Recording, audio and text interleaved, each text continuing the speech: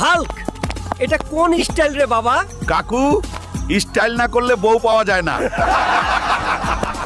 ডিডা, এটা কি ধরনের কাজ? তুমি আমার স্টাইল চুরি করেছো। চল রে হাল্ক, পাশের বাড়িতে দাওয়াত দিছে, আজ বাড়িতে রান্না হবে না। ঠিক আছে দিদা, চলো খেয়ে আসি।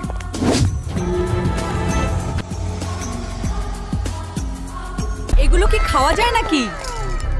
মাংস না দিলে আজ ভাত খাবো না। চুপ করো, কি করছো? মাংস না দিলে ভাত খাবো না।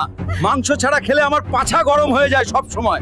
তোমরা সবাই এখানে থাকো, আমি এখনই যাচ্ছি।